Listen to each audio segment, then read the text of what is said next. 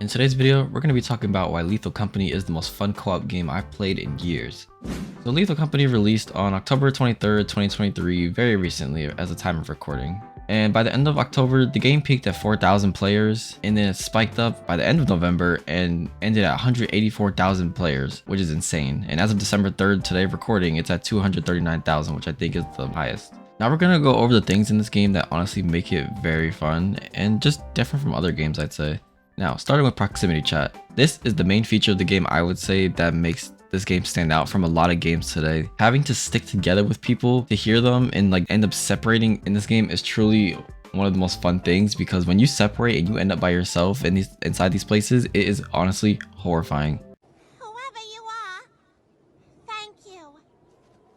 And the fact that they use proximity chat with some of the mobs, like the dog, it uses sound. Like you could be screaming and it'll hear you. So you always have to be quiet, know when to talk, not talk too loud in certain moments. Let's just say you're with one other person. If you die, I mean, if they die, then you're by yourself, and all you're left with is the dark void sounds of inside the place. Especially if you're by yourself with no flashlight, it is horrifying.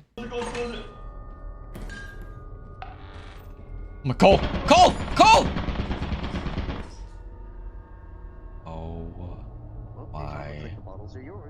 God.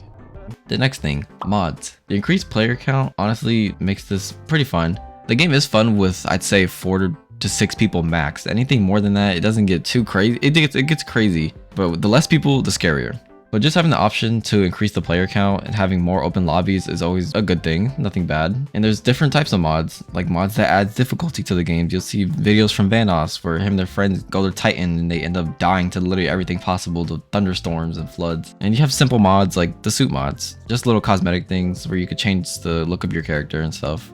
Now the next thing, the horror ambience. I have to say, just being by yourself in this game is truly horrifying. Because even just the quiet ambience of walking around, just you alone with your footsteps, is so scary, because you will walk into something and you will not even know. It'll just pop up out of nowhere. Like the koi head, for example. You could be walking down a dark hallway by yourself, you separated from your friends, you can hear their voices fading out in the distance. And next thing you know, you're just walking, you turn a corner, boom! And the main thing I'd say is scary is the mob sounds. I don't know the specific names for them, but the spiky guy with the white eyes, his growling sound is truly horrifying if you were like just by yourself or with someone else. And sometimes they're just random ambient sounds that are just really creepy, like footsteps for some reason. And then you have sounds of like the valves and the steam and the smoke. It just makes you so paranoid. Honestly, it's horrifying. What is that? Of course it is. Now we have the next thing, the teamwork factor. This allows for so much replayability for this game with so many different strategies that you could play. You could have like 1 to 2 people on the ship if you want, a person on the walkie guiding people around, disabling bots, cameras, turrets, mines, opening doors for people. Like when you spawn into the game, every time you spawn in, it's a different seed for each map. So sometimes it could be really good, sometimes it sucks, honestly, but most of the time it's pretty good. Different strategies and different play styles is always something good in a game like this, because it keeps people coming back and it adds a lot of replayability to the game. Now, like I said earlier, the more people, the easier, because more people could carry stuff. So when you have those mods, you have a lot of people out there, everyone's grabbing stuff, bringing it back to the ship. But it's still always good to split into groups, because you don't want everyone dying in the same spot together, especially to the thumper, because that thing is horrifying. Hearing its heavy footsteps running from down the hall. But yeah, like I said earlier, the person on the ship, they could literally just teleport anyone back with the inverse teleport or whatever it's called. It could be watching the camera, watching a person, someone calls them on the walkie, get me out, get me out! Like, you're gonna lose your stuff, but at least you live, unless something is stalking them on the ship and then they're dead. The next thing, survival and life or death moments. Having, like I said earlier, when you're splitting up and someone dies and you're by yourself, the music that already plays from the person dying and the VFX that plays is already eerie enough. But now you have to traverse this dark, narrow hallways by yourself, and you better hope your flashlight works, and you better hope you don't encounter anything that is too scary, like a spider, the bug, the ghost girl, the thumper, or the coil head. Because just seeing any of those is truly always horrifying when you're by yourself. And just the anxiety that it gives you when you're by yourself is honestly unmatched in any game I've played recently. Knowing that all your friends are dead and they're just watching you play, like laughing at you, is also just another thing that just gives you a lot of anxiety.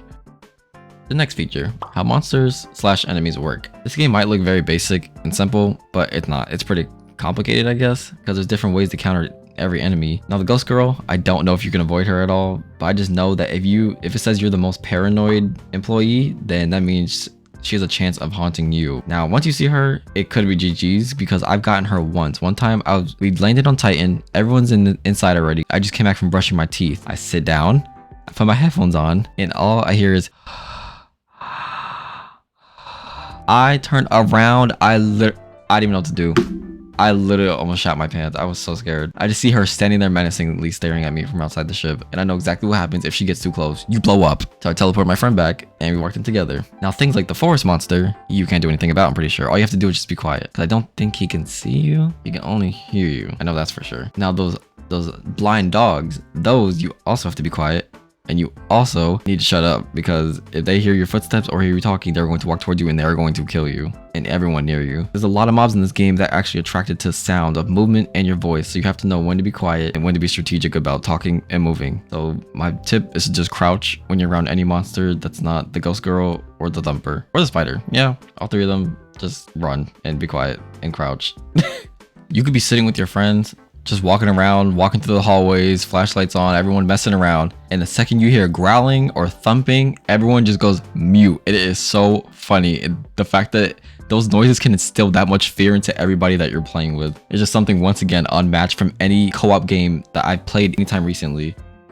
The last thing, the abundance of items. There is so much stuff in this game you could buy from the store, and the fact that things go on sale too also helps. A lot of things will help make the playthrough easier, like flashlights obviously. You got lock pickers, you got horns on the ship. I just figured out yesterday there's horns on the ship you can use. My friend was using it and I was like, oh, well that actually helps a lot, especially when you need to, like, obviously when you need to find the ship. There's things like teleporters, showers for some reason. I think that's just cosmetic. Pajamas you could buy, obviously cosmetic. But yeah, there's just a lot of things you could buy. Jetpacks for some reason. Those are fun to use, and I also suck with them. But like I just said, having the abundance of items to choose from every single playthrough on top of the randomly generated seeds of each map is always a good thing in this game, because that adds so much replayability for everyone. And that's why I think this game is going to be big. If they can just keep constant updates in this game, this will easily be a top seller on Steam because it's already amazing and has a lot of good reviews. And there's really nothing negative to say about the game. The graphics make the game scary. They're not cheap graphics. The game's not simplistic, because there's a lot of stuff you need to know if you're going to play this game, like how to deal with certain enemies and what items to bring in. And I will say it is hard. It is hard to get past these quotas. Like once they get really high up, you need to be really strategic about what you're going to sell and when you want to sell things. And sometimes you're going to be in a pickle where you need to choose, someone's dead, you need to choose what items to bring back. You only got 4 slots.